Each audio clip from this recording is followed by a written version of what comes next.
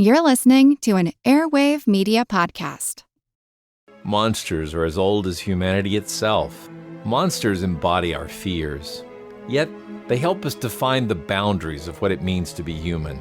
We know most monsters aren't real, yet we can use monsters to learn about reality.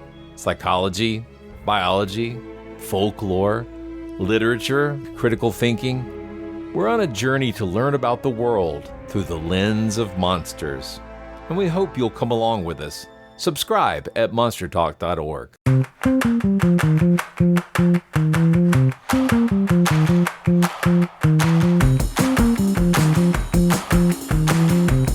Well, hey there, and welcome to Fan Theory Queries, where we analyze fan theories from all over the internet, but mostly Reddit. I'm Laura. I'm Michael.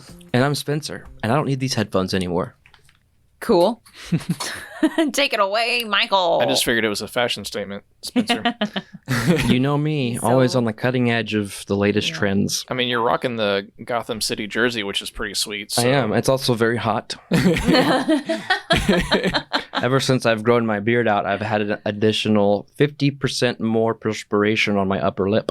It's a fun fact. Yep. Well, with that, I'm going to dive right into this theory. Do it. The theory that I am bringing to the table this week is from a user that's been deleted, so I'm just going to call them OP. Their theory is that Pinky from Pinky and the Brain intentionally sabotages Brain's plans in order to stay at Brain's service. Okay. Yeah, it's going to be interesting.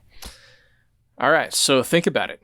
In each episode, Brain makes a plan and then gives an extremely simple yet fundamental task to Pinky, who usually manages to spoil the entire plan by doing something stupid instead of the task he was supposed to perform. We usually blame this to Pinky's natural stupidity and clumsiness, but I think Pinky is aware of the fact that once Brain achieves world domination, he won't need Pinky anymore. Once in power, even if he wanted to, Brain would simply not have any use for Pinky. The people needed to achieve power aren't the same ones needed to keep it. Maybe when it was all about operating machine, Pinky could be of service, but once in power, could Pinky be in charge of the Department of Finance, Housing, Justice? He is just a mouse. He doesn't have any knowledge about economics, climate policy, industry development, or any of that. Brain will then look for much more skilled advisors who can take care of each department. Both Pinky and Brain know that their objective achieved, their partnership is going to be over. There isn't a place in politics for poor Pinky, so he won't let this happen and will keep ruining any plan Brain comes up with. I wonder if this person tried typing this out on their phone, and I wonder how many times it kept autocorrecting to Brian instead of Brain. Yep. Probably a lot. Pinky and the Brian. Yeah, just random thought there, but also that might account for some of these grammatical errors. Yeah, it was, in case you couldn't tell, listeners, it was difficult for me to get through that because the sentence structure and grammar on this theory was pretty poor. They couldn't tell because Laura does a fantastic job of editing the episodes. Aw, thanks. She does. So, what do you guys think? I've always thought, well, not always, because I can't say that. But I remember seeing around the internet whenever that Pinky was not as dumb as he appered to be. Of course, as a kid watching it, he appeared to be pretty dumb. Narf! I was wondering when that was going to come up. That was a off-the-cuff thing. I wasn't even planning literally on it. was just coming into my head of, why does he say Narf? And then you did it. My favorite was they had an episode where for some reason they had Larry from the Three Stooges as a mouse. Yeah. Weird. Not like the actual actor, but Yeah, he obviously. had the curly hair for Larry because Curly the Stooge has no hair, which is why it's funny. Yes. But as far as Pinky intentionally doing that to stay at his service, it's interesting. Something I'd never thought of. Yeah. What about you? Same here. It's hard to see any kind of ulterior motive under his apparent guise of just total blissful ignorance. Yeah. He seems like a pretty content guy in the life that he has. Yeah. So, I mean, I can understand why would he want that to change at all? Yeah. I mean, he gets to go on all these adventures and do all these cool things with Brain. And if this is true, then once Brain's in power, he wouldn't be able to do that anymore. So, I mean, it makes sense. Right. There's an interesting line in this theory. It stood out to me because at first I was like, this doesn't seem to fit. But they say the people needed to achieve power aren't the same ones needed to keep it. Yeah. So I was just thinking about, can y'all think of any examples of that in real life? Because I can't off the top of my head. People needed to achieve power. Well, I mean, like, you have a campaign manager for somebody running for office, but you don't make them a part of your cabinet. True. Yeah. And I'm sure there's a lot of stuff that we don't see in the public that goes on behind the scenes where people put other people into power, and then once they're in power, those people are no longer needed. So, Well, I also wonder, though, it's been so long since I've seen the show. Do you think it's possible that if Brain or Brian, maybe his name is Brian, the Brain, if he did achieve world domination, do you think he would not want to be around Pinky anymore? Or do you think they've been through enough shenanigans to where they're fond of each other and he would be sad without Pinky? I don't get the vibe that he's very fond of Pinky, and I wonder if part of world domination, trying to take over the world, an added bonus of that is, and I'll be able to get out of this cage and get away from Pinky. Just a thought. Yep. Yeah. I don't see Brain wanting to keep Pinky around. I think Brain sees Pinky as a useful tool, or somewhat useful tool for now. A means to an end. Yes, exactly. Cool. Did you find any comments? Yeah, there are a few here that I can read through, and then we can finish up our discussion here. So from content, not content. I wonder if that's content. Content, not content. Yeah. Or maybe or it's content, not content. Or content, not content. there you go. Man. Whichever iteration you prefer, person who this belongs to, they say, "I will add on and one up you." Ooh. Bring it on. What if the experiment that gave Brain his genius also gave Pinky the same level of intelligence, but Brain got extra ego and Pinky's was removed? Imagine he is not dumb, but he's just unbothered with the technical or book knowledge Brain consumes, and instead focuses on emotional intelligence and semi-intentionally or subconsciously sabotages Brain, as OP said, to keep him in check. Maybe Pinky understands the outlandish and cartoonish extravagance of Brain's plans and sabotages them to prevent them from failing of their own merits later down the line. He both wants to stay in the simple, happy life of the lab with his buddy and doesn't want his buddy to face the self-doubt and defeat of his own shortcomings. Maybe Pinky and the Brain are purposely paired to see what ego versus empathy does to a pair of people. That's very interesting. Maybe that's the experiment. Exactly.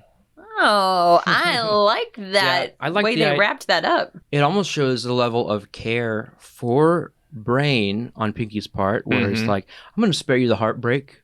Yeah. Later on down the road, this is going to fail, and you're going to be a sad mouse. So I'm just going to bear the responsibility of the hatred and the frustration, or maybe he's trying to prevent him from becoming a monster. Well, and Pinky is emotionally intelligent enough, to be able to accept a little bit of,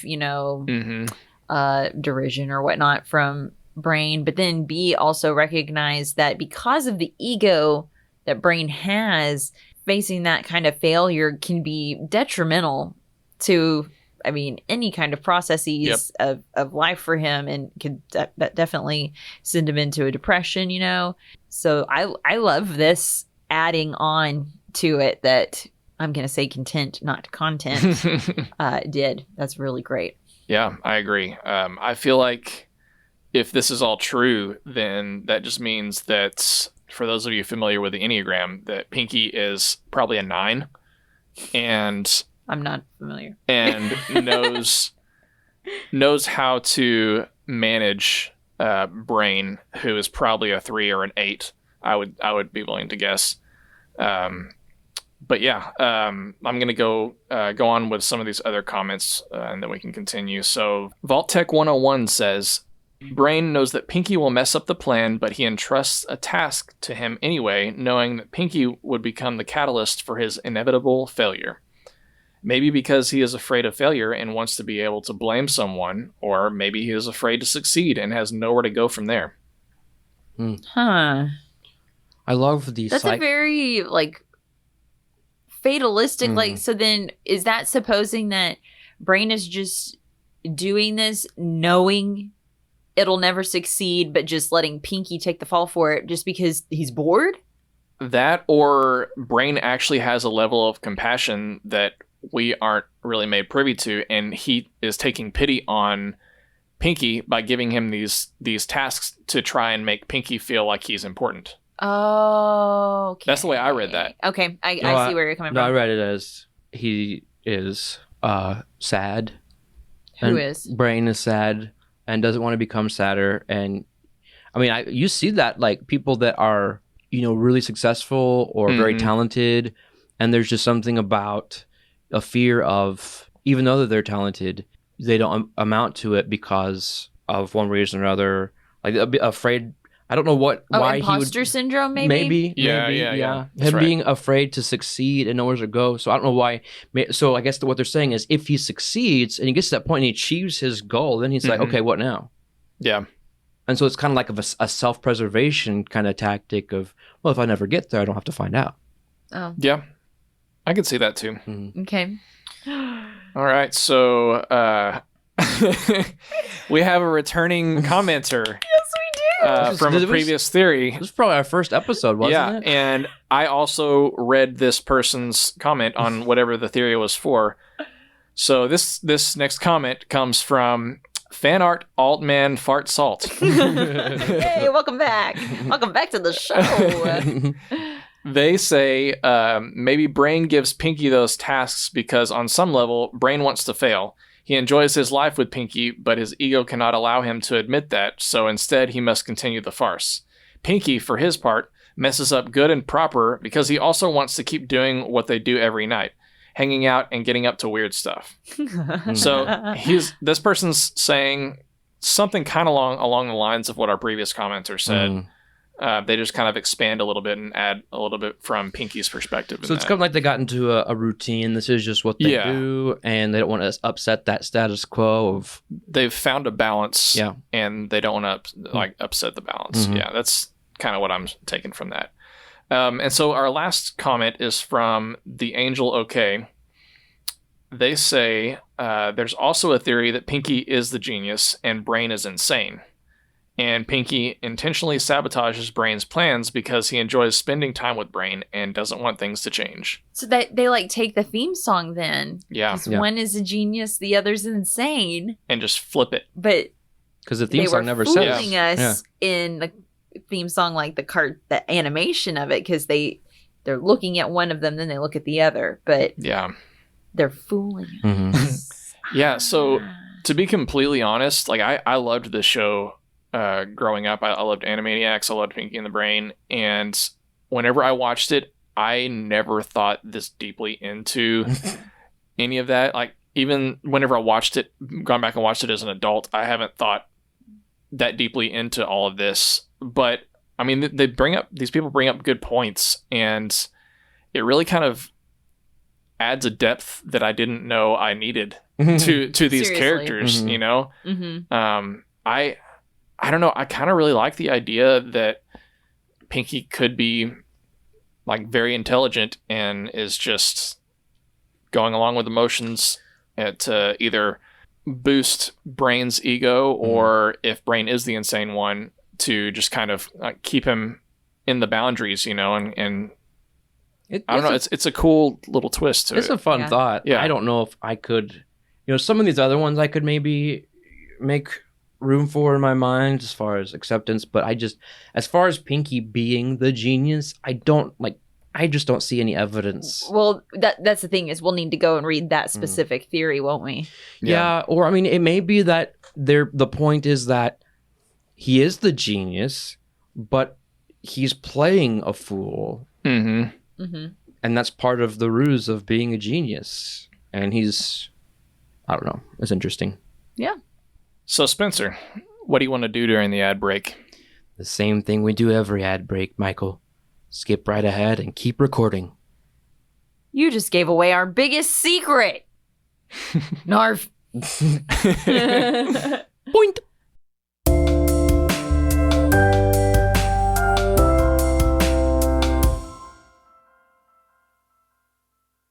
Monsters are as old as humanity itself. Monsters embody our fears. Yet, they help us define the boundaries of what it means to be human. We know most monsters aren't real, yet we can use monsters to learn about reality. Psychology, biology, folklore, literature, critical thinking. We're on a journey to learn about the world through the lens of monsters. And we hope you'll come along with us. Subscribe at monstertalk.org.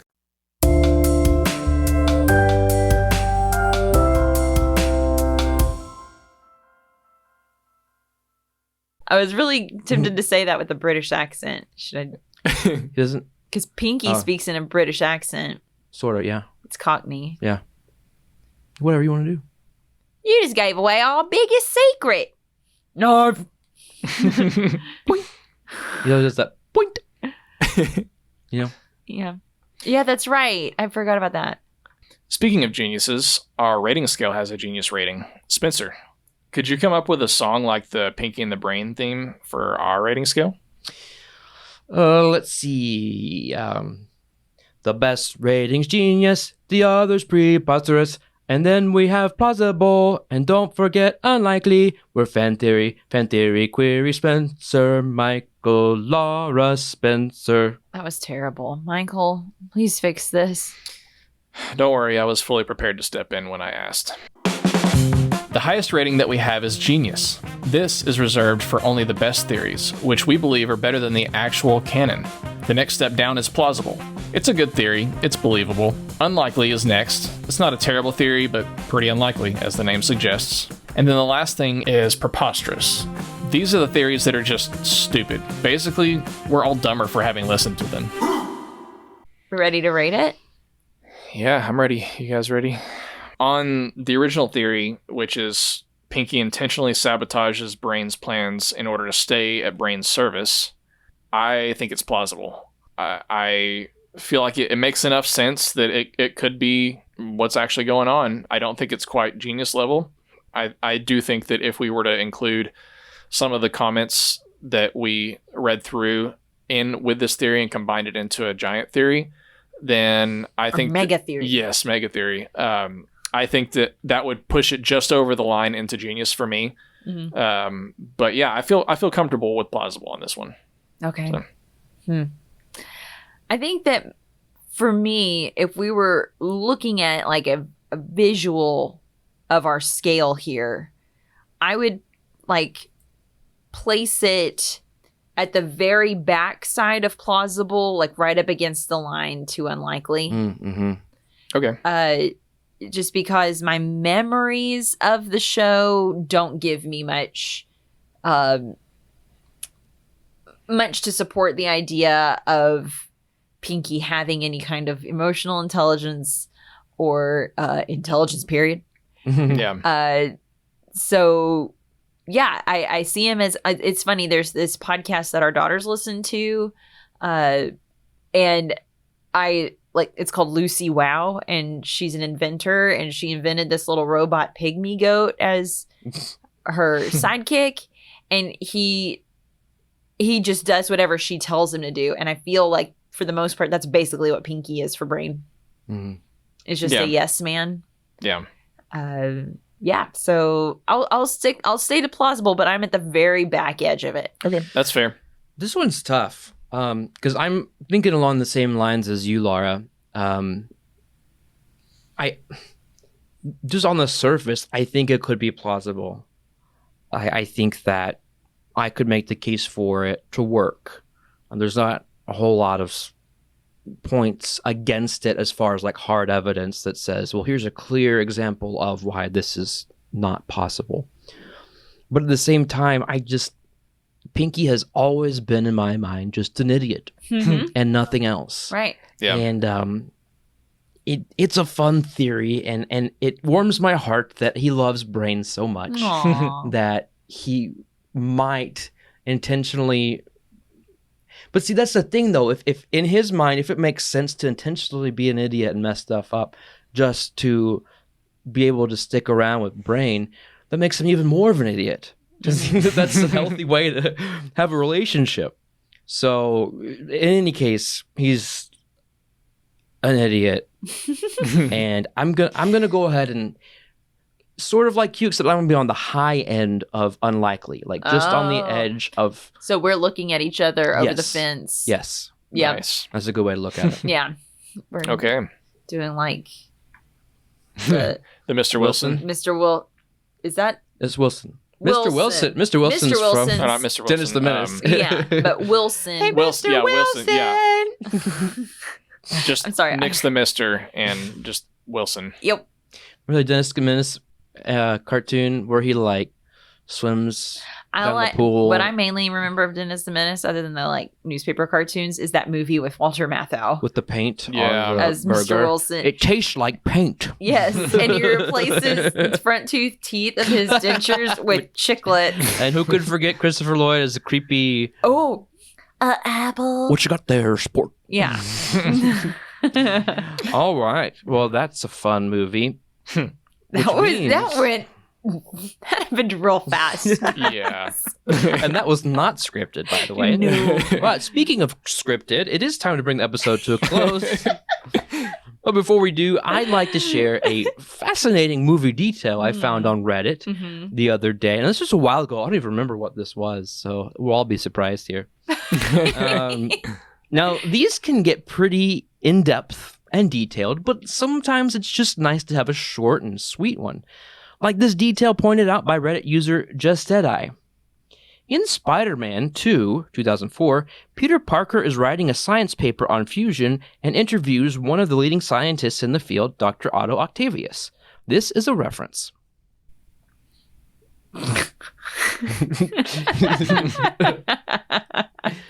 Those are your favorite, where we say it's a reference to something. And I know. I like when you say it's a reference, but I mean, I like when there's more after that. It's a part. reference. It's a reference. No, that's one you can laugh at, Michael, right? Yeah.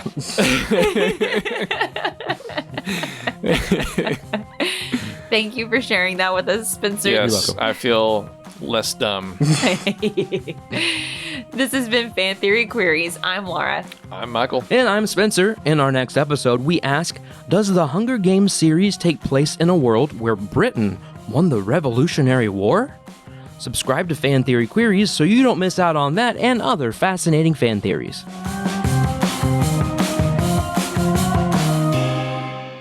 Fan Theory Queries is part of the Airwave Media Podcast Network. Visit airwavemedia.com to listen and subscribe to their other fine shows like All Creatures, When Things Go Wrong, and Who Arted? Monsters are as old as humanity itself. Monsters embody our fears. Yet, they help us define the boundaries of what it means to be human. We know most monsters aren't real, yet we can use monsters to learn about reality, psychology, biology, folklore, literature, critical thinking. We're on a journey to learn about the world through the lens of monsters. And we hope you'll come along with us. Subscribe at monstertalk.org.